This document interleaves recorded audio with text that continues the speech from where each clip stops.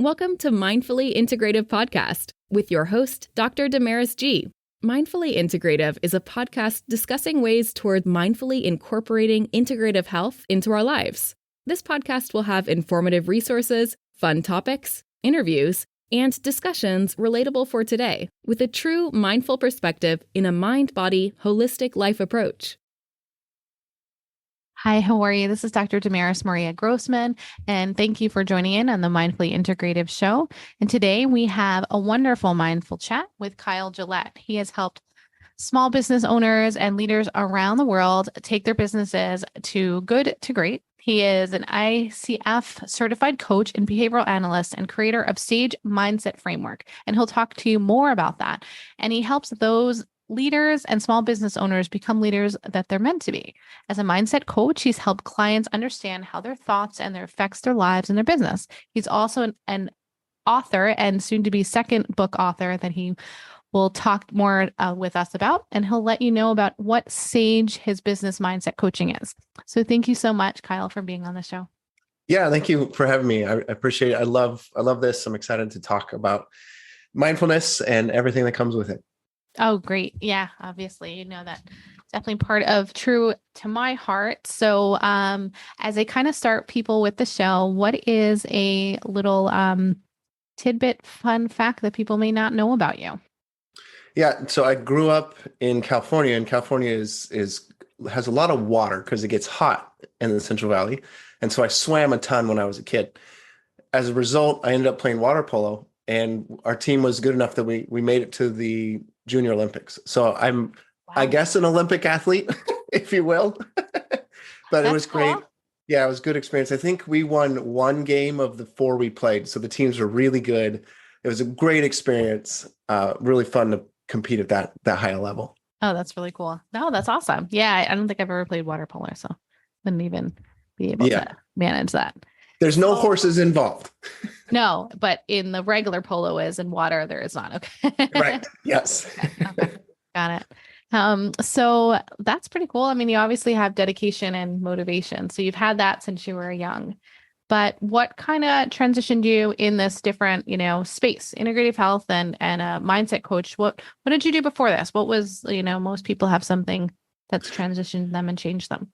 Yeah. When I was in college, it was my senior year, and I was sitting at my makeshift desk talking to my parents on the phone. And I was a pretty big mess. I was behind in school, and I was a kinesiology major, or a can't speak English. Anyways, I was a kinesiology major and going to do physical therapy. Right.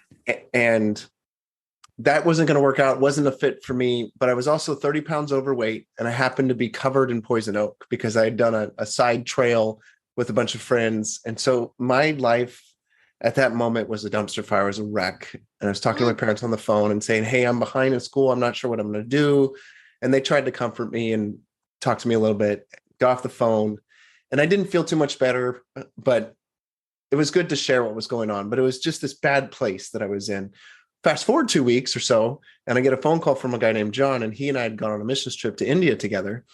And he said, hey, there's this job opening at the not the senior living, this men's mentoring program. Guys 18, 25 years old live there, and they're off track in life. And the position is this house leader role where you live in the house with the guys and help them with life skills and maintain the house and that kind of stuff.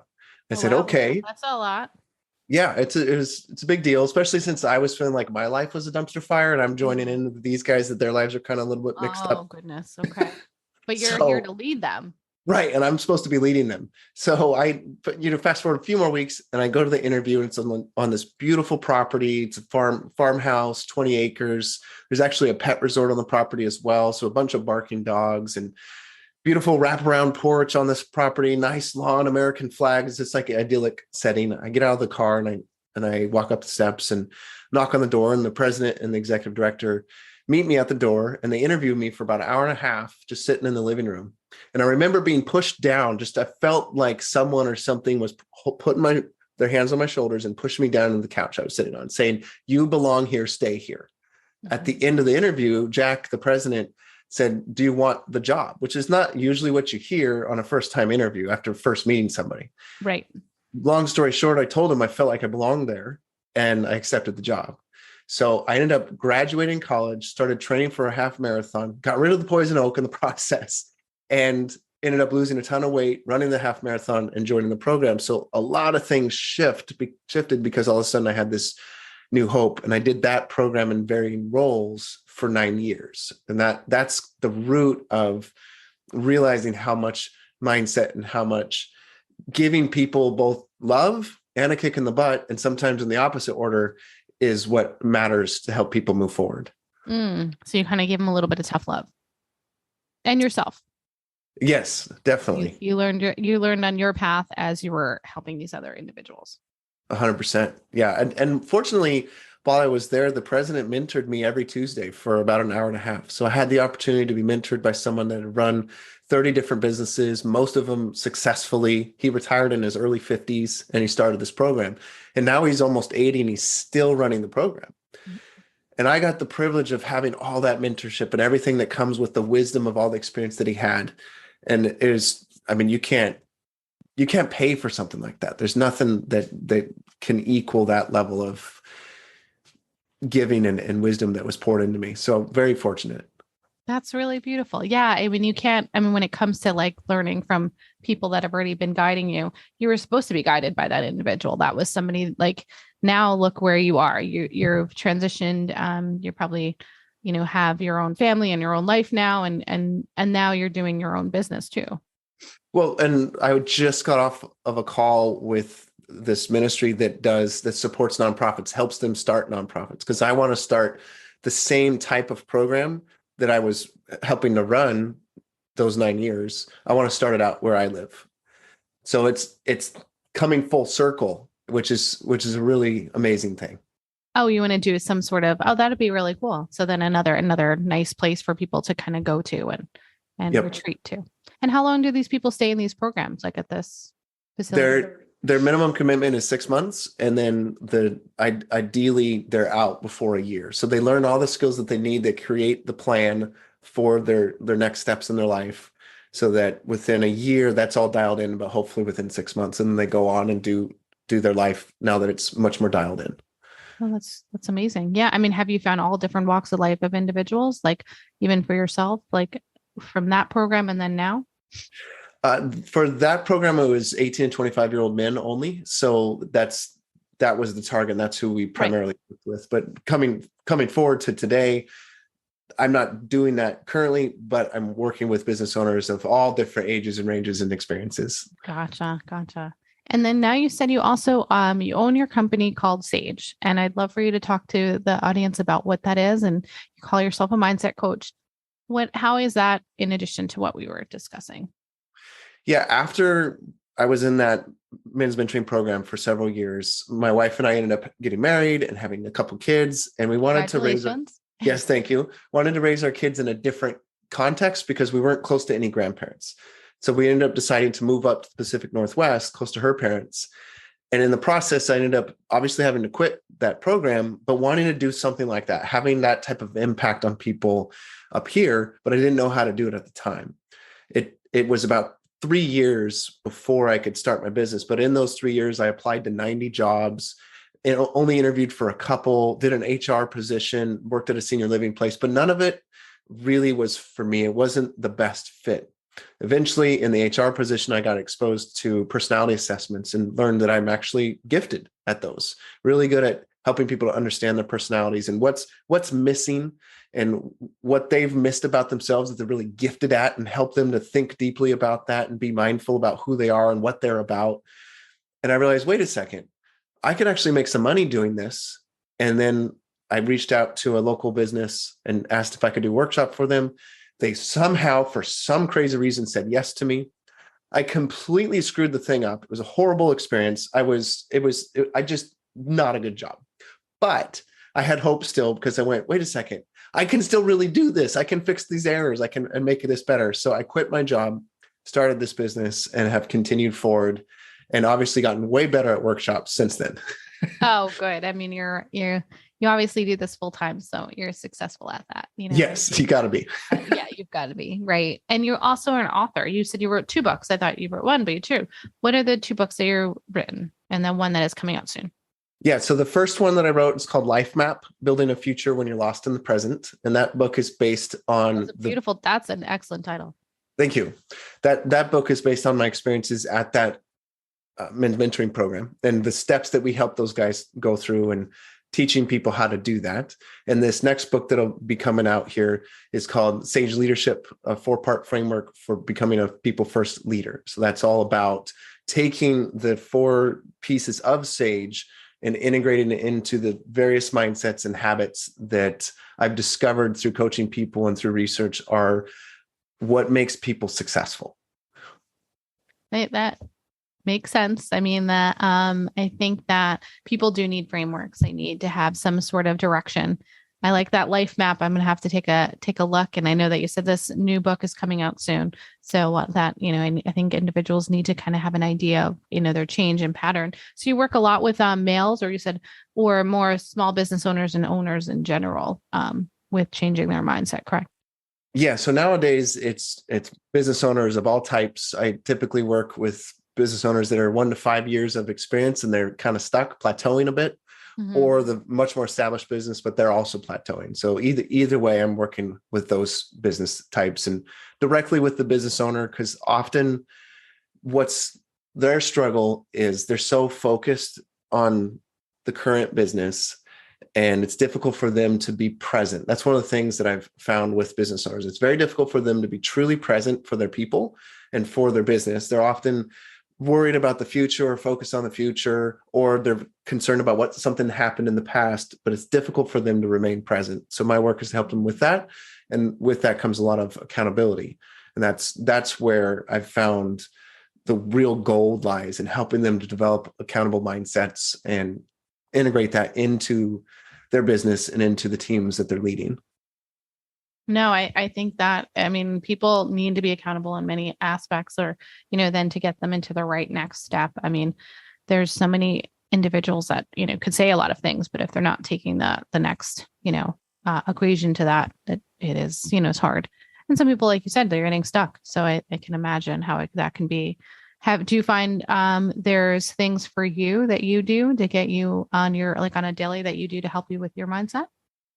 100%. Yeah. Every morning I get up at 5:28. My alarm goes off at 5:28. So when I say I get up at 5:30, I'm literally out of bed because I want to start my day with integrity. So if I tell people I get up at 5:30, I want my feet on the ground at 5:30. That's important to me. It may not be a big deal to some people, but that's one thing. And then the rest of the morning from 5:30 to 7, I have a very consistent routine. So I do a little bit of meditation. I follow my own process on that. I do some prayer, I do some reading, and then about 30 minutes or so is open to fit in whatever I want. Maybe another book to read. Maybe I'm going to interact with my wife or the kids, but typically until 7, it's my time to spend how I want, with a lot of reflection, a lot of gathering of information, learning type stuff. And that's been my routine for probably about 4 years now. I made that commitment to get up early, and that changed everything in my life and allowed me to have that hour and a half that's not interrupted, that's my own, that I can do what I want. I think that's hugely important for people to create that window. If you don't have that window, at least create a 30-minute window, because it's so vital for us. People need it. I think that whether it's the morning, morning is always good because you start the day bright. But yeah, any sort of 10 to 30 minutes of something so that they can kind of reflect and reset. People do need it. I know when I hear the questions, or that people will say, I don't have the time. And I tell them I have kids, trust me, and I have a business and work, and I find the time. So, and if it was, I tell people, I don't know how it is for you, but it's necessity. If I'm not within the right frame of mind, I can't be the best version of myself for others. For me to help, with their health needs. Yeah, 100%. One of the things that I teach a lot of business owners is what I call the magic of transitions. And the metaphor is our minds are like a browser, like an internet browser. And we have a bunch of different tabs open. And often people forget to close tabs in their mind. So they're switching roles, but there's still the energy required to run the role of being a salesperson, or run the role of leading a team, or run the role of writing emails. And they forget to close those tabs. And it's really simple to do it. all you have to do is close your eyes. Close your eyes for 10 seconds, 5 seconds even, and close that tab so that your brain isn't still focused on that thing. And when the person that comes in wants to have a conversation with you, you can be fully engaged. This is a perfect example of this is when you get from your car or your office, if you work at home, to where you're interacting with your family. Take 10 seconds to just close that browser window of thinking about running your business or thinking about all the things that are going on there. Shut that roll off, walk out the door or get out your vehicle door and walk into your home in this new role as a spouse or as a parent or whatever role that is. And that type of mindfulness helps you to be present and gives people the attention they deserve. Because our energy gets pulled in so many different directions, and that makes our interactions with other people very poor. I could not agree with you. I mean, and then already to start your life in general, if whatever other things you have going on. And it's like, take a minute. And it is a challenge. I have to work on it all the time myself. There's sometimes I'm excellent at it and I've got it focused. And then there's sometimes I'm like, well, nope, turn that off. Next, My wife and I right now are doing a 30-ish day entertainment fast, let's call it.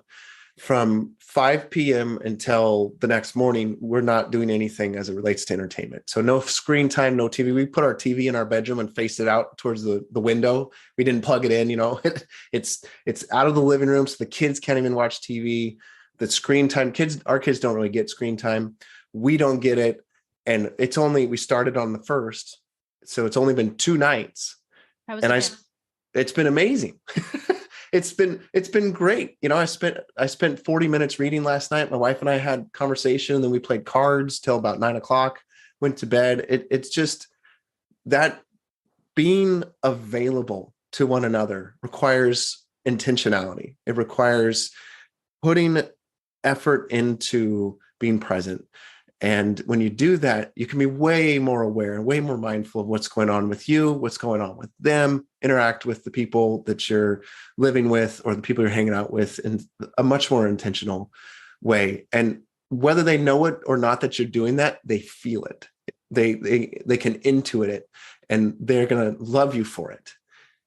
And they may not be able to express that. They may not be able to know that that's what's happening to them, but they're going to love you for it. And it's going to make a big difference. And you can do this in your organization too, right? You get the distractions out of the way when you're interacting with people, and people are going to feel it. They're going to know it. And it's going to make a big difference for your leadership and interacting with coworkers. I like that. I like what you're saying, because what it is I'm very big on, less screen time. But then in addition, like when I'm eating, as I tell people too, it's like when I'm eating, it's eating. When I'm reading, like, not having the screen and the this, and then, not, and the most challenge I find even for me is when you're looking because everything is so tech oriented, you're always looking, and to shut that off. There is so much out there where people don't want to let go of, just like you said, just screens, TV, phones, whatever. And I've found that with my kids, especially my kids, if they interrupt me when I'm watching some sort of a video, even if it's a stupid entertainment video, right, when they interrupt me, it frustrates me quite a bit, even though I'm really just wasting time and I shouldn't be frustrated. The honest truth is I do get frustrated. But when I'm reading a book and they interrupt me, or I'm having a conversation with my wife or interacting with one of the other kids, it's a very different reaction that I have to their interruption, because there's something different about that screen versus the interaction with the person or the book. I don't know what it is, but there's something different, which makes me your interaction of like the screen time is just a different wavelength in a way, like a different mechanical. Your brain's just intuitively doing something different, I feel like. Yeah, I agree. And it's typically a bit more of a selfish intention behind staring at that screen. You're looking at social media. It's a fairly selfish reason that you're doing that. Not that the person's selfish, but it's pretty focused on you when you're watching entertainment and looking at social media. Right. Whereas when I'm reading a book, I'm trying to build myself up. But if I'm interrupted, it's different, and it's okay. And I like that. I like that. It's a way better state of mind to be in than that quick to frustration state of mind that you can be in when it comes to getting wrapped up into media and entertainment. Mm-hmm. That makes, yeah. Oh no, I could not agree with more. We've been having, pretty much less and less of that available because we don't want it aggravating or disrupting our life even more, Yep. I would love for you to talk about when your upcoming book is and how people can reach you. Yeah, my book's going to come out August 24th is when we're going to start launching it. And then about 30 days later, it'll be available for people to actually read. The book has 20 different mindsets and 20 different habits built into it. And I walk through each of the mindsets, both from a bigger picture, stories and metaphors to help people understand the mindset and get it in their heads. And then also very practical application of each of the mindsets. And the same is true of the habits. And they're tied to my SAGE acronym. Can I share a little bit about what SAGE means? Absolutely. So SAGE is 4 different things. It's 4 pillars, if you will. And it's what I believe, and through my research and through interviewing people and coaching clients has proven to be true, that great leaders have these 4 things: self-awareness, accountability, growth, empowerment. And I'd like to use the metaphor of a leadership house where people that have a strong foundation of self-awareness can build a very good leadership house, a large one, if you will. The accountability in SAGE is the nails that hold that leadership house together. Often when I'm working with people, they forget the need for having accountability in the minutia. Big things people stay accountable to typically, and that's great. But it's the little things, the little systems, the being thankful and doing the little things in your business that can make all the difference. So SAGE leaders understand that and they apply that through accountability. Growth is the walls and the roof of the leadership house. Often we need to adjust, we need to remodel our leadership. And so those walls need to move around a bit as we grow in our leadership and as we change the way that we lead, and the people that we're leading are different. So we need to remodel and adjust. And of course, you get to this point where your leadership ability hits its ceiling. Mm-hmm. And SAGE leaders recognize that and realize, wait, I can blow the lid off my roof of my leadership and adjust and impact more people and change the way that I lead into a different approach. And then finally, you have empowerment, which is the windows and doors, the windows and doors. And that's where people can look into your leadership and go, wow, that type of leadership, that business, I want to be a part of something like that. I want to either have a product or service from them, or I want to work with them in some capacity.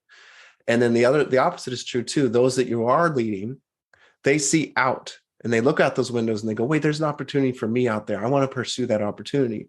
And SAGE leaders empower them to go out and do that. They're not afraid to let people go because they know when that door opens, when someone else leaves, someone else is going to come in because their influence as a leader and the ability that the way that they lead people it brings people in. So they're never worried about losing people. In fact, they invite it because they want that person to blossom as much as possible. So that's the breakdown of SAGE leadership. And then I give you all the mindsets and habits to get to that place. I think that I can't wait for those watching to kind of dive into this, and to really get more about what you're saying, because I think they really need to know more on not just the mindset, but just a different view, right? A different way of thinking. Because sometimes I think we're just afraid to think differently, and to open, like you said, just being present in itself is important. Yeah, I'll tell you what, I should write a whole book on that idea of just how important it is to be in the conversation, in the moment, give people what they deserve in that moment. I'm sure you've interacted with people that are like that, where you have a conversation with them and you feel like you're the only one in the room. And then you've also had the other side. Yeah, I've definitely had that. So I, majority of the time when I'm present with people, I try to always be as present because I remember the days when I wasn't.